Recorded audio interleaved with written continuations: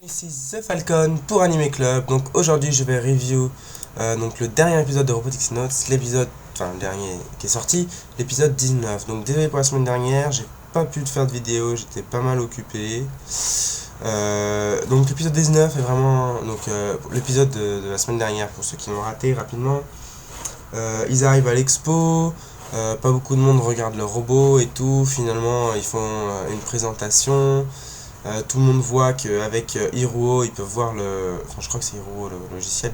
Ouais, ils peuvent voir en fait Gunvarel à la place du vieux robot que c'est.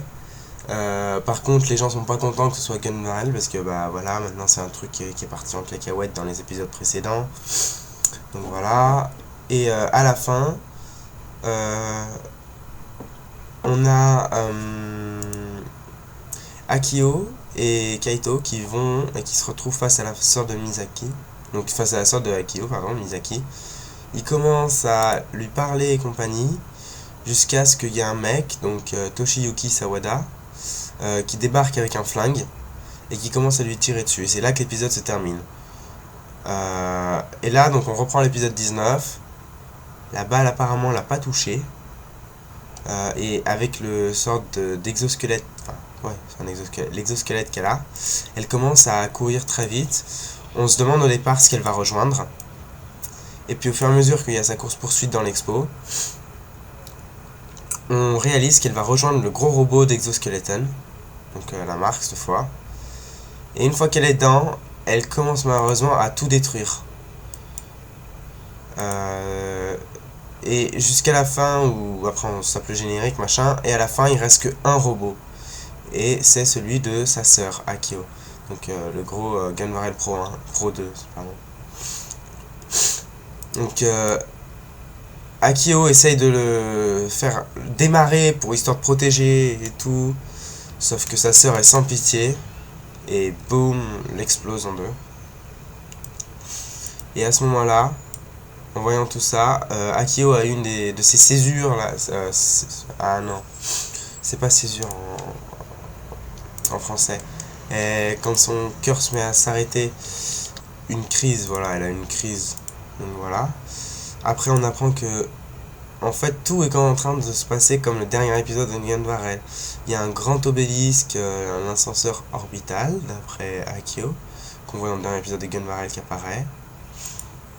Ensuite, on a un petit passage avec Airi. Alors, ça c'est très intéressant, parce que c'est assez important pour ce qui va se passer après.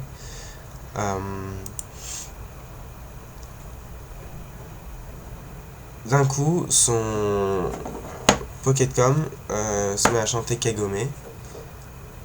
Et il y a quelqu'un qui apparaît, et c'est l'Airi qui a été virtualisé. On apprend ensuite que le mec qui a essayé de shooter sur la sœur de Akio, et au final, elle est pas très bien sur Misaki. Il est super, enfin, il est super bien. Non, il est du bon côté. On remarque en fait, il est en fait du comité des 300. Il a découvert que le comité des 300 avait formé une association secrète, faire un plan pour un peu détruire le monde. Et on apprend que... Ah, c'est intéressant parce qu'on apprend qu'en fait, les rapports de Kimijima-ko ont été faits dans un seul but, de cacher la vraie personne qui était derrière tout ce qui est en train de se préparer, c'est-à-dire lui-même justement, Kimijima-ko. Donc pour faire style, c'était pas lui et tout, il faisait des rapports pour genre on dénonce la personne, etc. Donc ça c'est vraiment un passage qui est assez intéressant, on apprend pas mal de choses. Qu'en fait, les flares solaires c'était du n'importe quoi, c'était à chaque fois des expériences sur les gens. Pareil, le SS Anémone, donc ce qui s'est passé sur le SS Anémone, c'était pas une flare solaire, c'était une expérience humaine. On apprend pas mal de trucs. À ce moment-là, on a l'impression que Kaito il change vraiment, il a une sorte de révélation, il commence à devenir vraiment à essayer d'aider les gens et de les sauver. Il essaie de convaincre Akio, mais Akio elle est déjà en mode déprime. Donc ils se parlent un peu et puis après finalement ils s'en sortent. Donc ça c'est assez intéressant. Et après, au moment où justement ils veulent aller rejoindre la personne, enfin ils veulent aller rejoindre la sœur, il y a une camionnette qui débarque en mode je vais te kidnapper, fais gaffe. Et en fait c'est juste Michi qui vient pour les aider. Et on apprend qu'en fait il a des gros contacts. En parallèle on a Fro qui est chez elle, qui vient de découvrir que c'est Kimi Jamaku la compagnie qui finançait la maison de Kimi Jaku était la même que celle qui finançait le studio de Gunvarel, et c'était sûrement lui le culpitre. Après il y a quelqu'un qui sonne à la porte et là c'est assez intéressant parce qu'il n'y a personne sur les caméras, et 5 secondes après elle se fait pointer une arme sur elle. Tout ça donc dans le plan de... Tout ça c'est bien dans le plan du coup de Misaki. Et au moment où on pense que tout est fini, on voit qu'ils n'arrivent pas à joindre leurs alliés sur la radio. Et là débarque quelqu'un, un peu mystérieux au départ, même si on reconnaît la voix,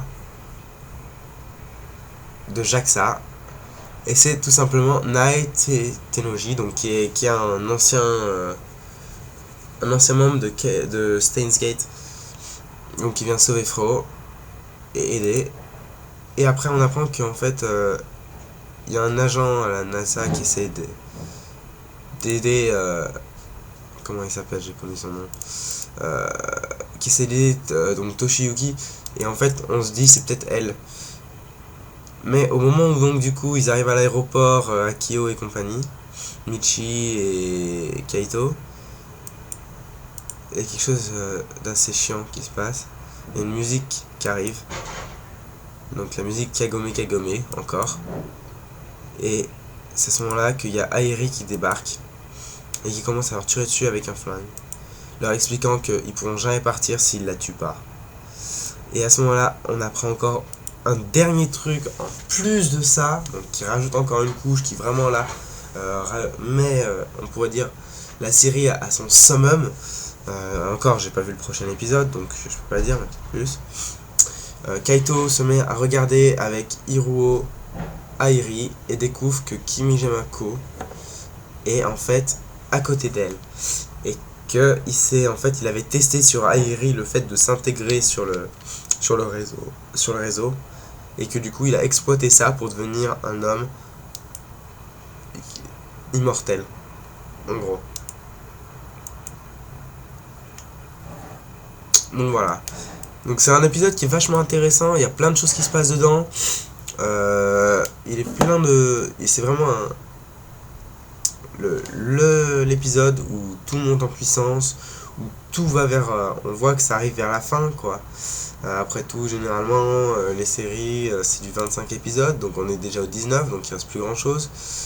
Sachant qu'il y a déjà pas mal de troupes qui ont débarqué, pas mal de choses qui ont encore à se passer.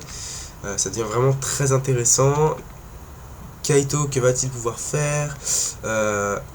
Est-ce qu'en fait, il va pas y avoir Jaxa qui avait un robot en construction et qui va devoir le contrôler avec le système de kill balade? Il y a plein de possibilités. Franchement, j'ai très hâte pour la suite, ça va être très intéressant. Voilà, The Falcon pour Anime Club.